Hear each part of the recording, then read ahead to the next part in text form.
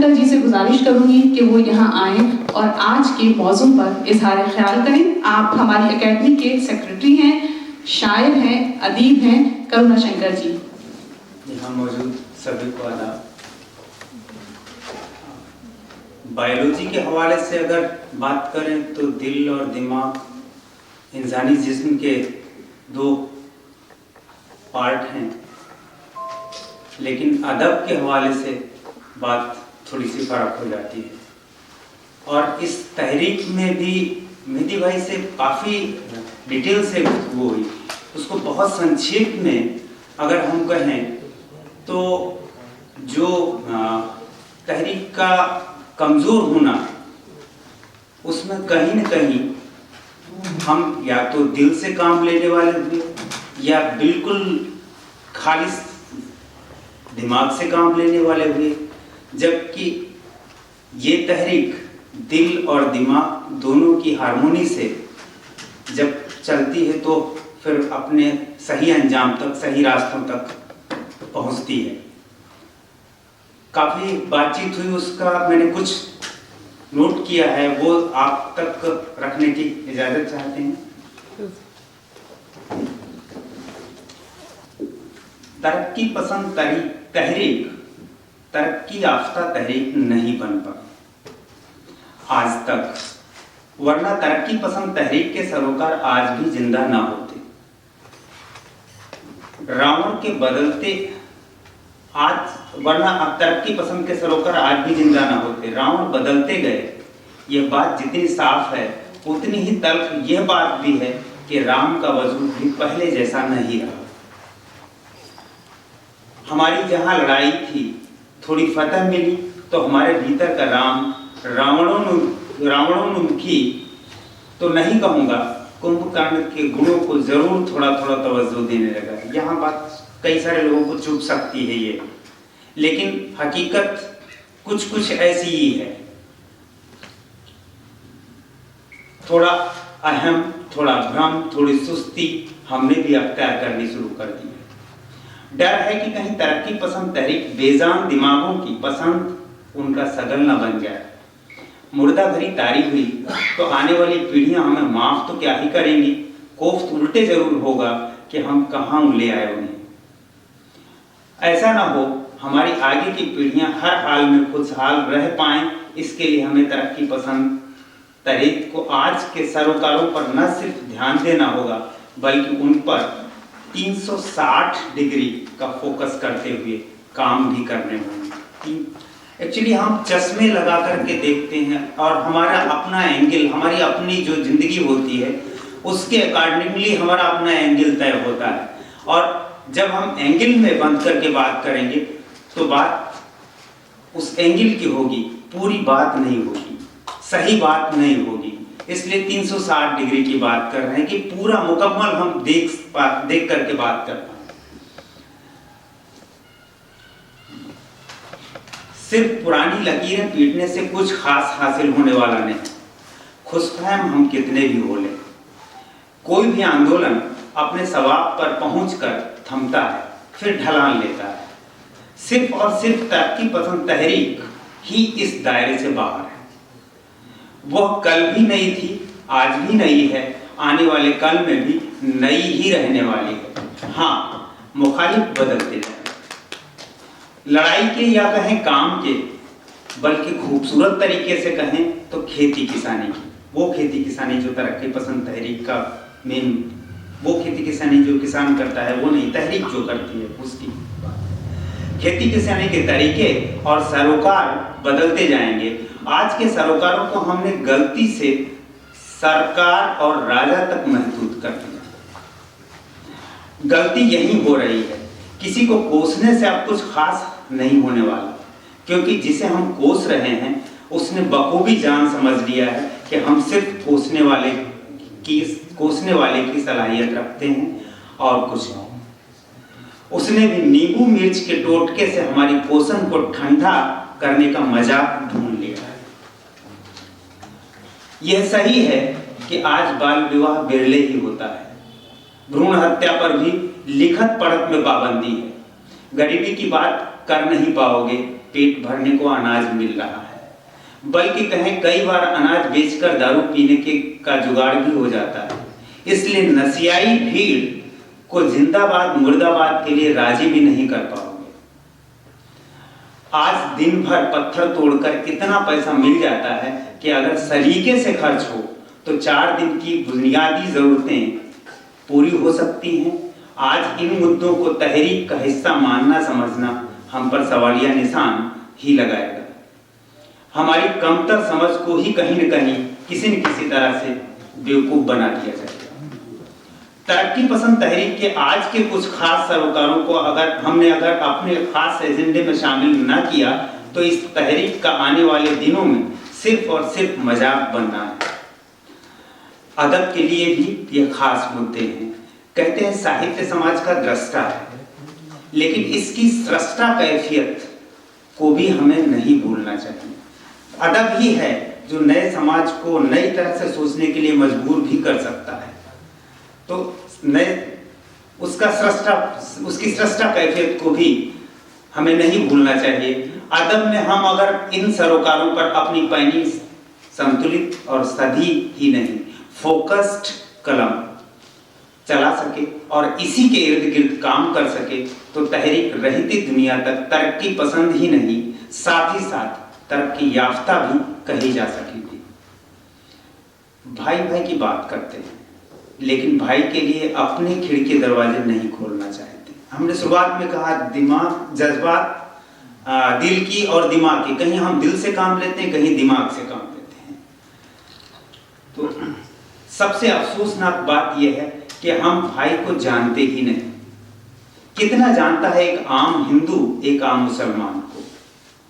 अब दूर से दुआ सलाम से काम नहीं चलने वाला। ये सिर्फ हिंदू मुसलमान या उस तक की बात नहीं है, तमाम कास्टिज्म से रिलेटेड इश्यूज हैं, औरत मर्द से रिलेटेड इश्यूज हैं, वो बहुत सारी की सारी चीजें हैं इसमें शामिल की जा सकती हैं। हिंदू एक अब दूर से दुआ सलाम से काम चलने वाला नहीं, अब मुसलमान को हिंदू के मायने समझने होंगे। तो हिंदू को मुसलमान के दोनों रिवाज और रस्मों को दोनों के रीत रिवाज और रस्मों को समझना होगा, दोनों को ही, और कसम खानी होगी एक भाई को दूसरे को भाई बनाने की, मानने की और बरतने की। इसके लिए हमें किताबों से ऊपर उठकर खुशहाली और खुलूस की खेती करनी होगी। दोनों जगह ही नहीं, सब जगह बहुत कुछ अच्छा है। हमें इस अच्छे को पहचानना भी होगा, इसका इंतखाब भी करना होगा और अपने पूरे दिल दिमाग से बरतना भी होगा। हमारी थाली में अगर सारे बेहतरीन व्यंजन मुहैया हो सके तो क्या इसमें कोई बुरी बात है? मैं नहीं समझता इसमें कोई कुफ्र की बात तलाशी जा सकती। किसी ने ऐसा किया भी तो वह मजाक के लायक भी ना बचे, तब सच पाएगी भाई भाई की बात। एक भाई की खास से दूसरे भाई का तारुफ तरक्की पसंद तहरीक और अदब दोनों का होना चाहिए। दूसरा मुद्दा हमारी किशोर पीढ़ी के सामने अचानक पूरी दुनिया के खुल जाने का है और हमारी पीढ़ी के अपने आप में सिमट जाने से पैदा हो गया है।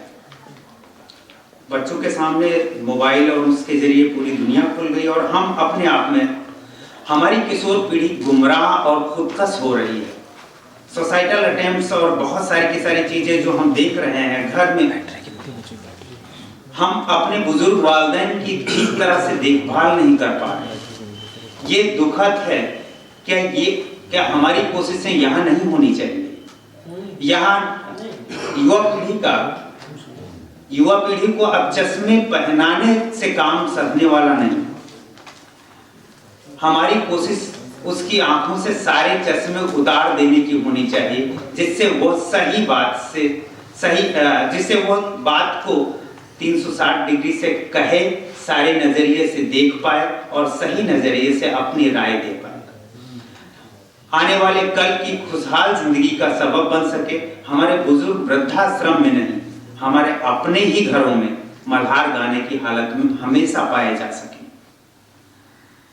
तीसरा मुद्दा है बच्चों की, उनको आगे ले जाने वाली, उनको खुद अपने आप से परिचित कराने और खुद एतमाद बनाने वाली तालीम। यहाँ हम भी चूक जा रहे हैं, या हम यहाँ भी चूक जा रहे हैं। घर में मिलने वाली तालीम के लिए हम मसरूफ हैं, क्योंकि दुनिया में हमें बहुत कुछ दिख गया है जिसे हासिल करना है। स्कूल तिजारती रवैया अख्तियार कर चुके हैं, वो आपसे मोटी फीस लेकर आपके औलादों को बेहतरीन मशीन और रोबोट बनाने में कामयाब हो रहे हैं, और हम खुशफहम लोग उसमें भी फख्र महसूस करने लगे हैं। अगर इंसानी सरोकारों के साथ बेटा मजदूरी कर ले और अपने आप में खुश रहे, ये हमें गंवारा नहीं बल्कि गाली है। जिंदगी प्यार में है, पैसे में नहीं। जिंदगी समझ में है, मशीनी सलाहियत में नहीं। इसके लिए हमारी तरक्की पसंद तहरीक का एजेंडा रीस्ट्रक्चर नहीं होना चाहिए क्या? यह राजनेताओं के मुगालते की गिजा के लिए ठीक है कि 500-500 रुपया और फोकट में शहर की सैर की सड़क पर भीड़ जुटा ले, लेकिन हमारे लिए यही सही रहेगा कि भले ही चंद लोग जुटे, बिना चश्मे के साफ साफ और सही सही देख लेने वाले।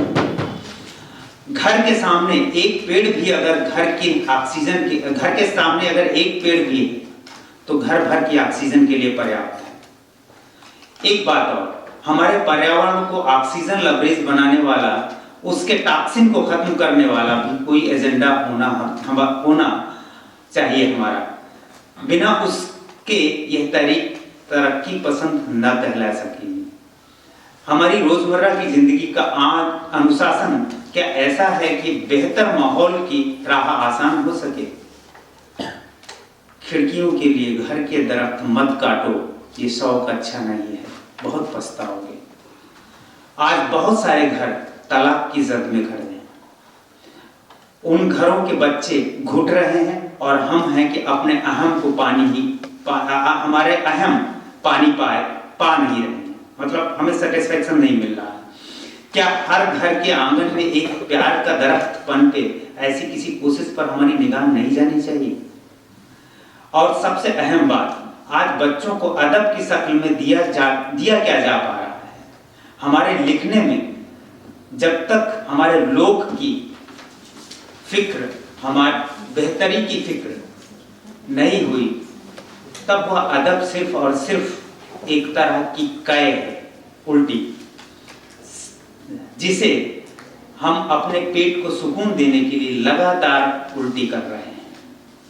आज हम लिखने के लिए लिखते हैं, बिकने के लिए लिखते हैं, और कभी जिंदगी के लिए हमारी फोकस्ड कलम उठेगी कब? क्योंकि अब झंडा ऊंचा रहे हमारा, गवाते रहे तो रूस यूक्रेन या इजराइल फलस्तीन के हालात लोगों का घर उजाड़ते ही रहेंगे और हमारी आगे की पीढ़ियां सिसकती ही रहेंगी। दुनिया बहुत बड़ी नहीं रह गई। उनके छत की आग हमारे घर पर चिंगारी नहीं फेंक पाए, इसलिए ऐसे इंसान की सख्त जरूरत है जिससे लेकर कहा जा सके वो चहकता रहा दिन भर किसी बच्चे की तरह, सुबह सुबह किसी इंसान को देखा होगा। आज के अदब में ये कुछ बातें शामिल नहीं होनी चाहिए थी। और आप सबका शुक्रिया मैं अदा नहीं कर सकती हूँ, इसलिए मैं करुणा शंकर जी को यहाँ बुला रही हूँ कि वो आए और शुक्रिया की रस्म अदा करें। कुछ कंफ्यूजन हो गया लग रहा है। हमारे नलिन जी ने 32% पर सरकारें बनना और बाकी के लिए जो भी कहा, मेरे साथ एक इत्तिफाक है कि पूरी तहरीक, मैं बहुत साफगोई से इसको एक्सेप्ट करता हूँ, पूरी तहरीक और उससे जुड़ी हुई सारी की सारी बातें मुझे बिल्कुल नहीं पता है, लेकिन 32% के बाद के जो बचे लोग हैं, मैंने ताजिंदगी कोशिश ये की कि उनको पढ़ा जाए। उनको देखा जाए और वहाँ से जो बात निकल के आई, सारी रिकॉर्डिंग है। मैंने तहरीक का कहीं से कोई मुखालफत या कहीं कोई ऐसी बात नहीं। उस तहरीक में ये जो चीज़ें हैं, जो मसाइल हैं, अगर वो और खूबसूरती के साथ जोड़ लिए जाए, इस बात का मेहदी भाई को भी थोड़ा सा वो था कि ऐसे इस बात को रखा जाए। तहरीक अपना काम कर रही है और अगर नहीं कर रही होती तो ये बात सही है कि अगर खौफ है, अगर डर है तो तहरीक का ही है। अदरवाइज ये नलिन जी से एक और व्यक्तिगत रिक्वेस्ट है। 2 किताबें आपके हाथ में हैं।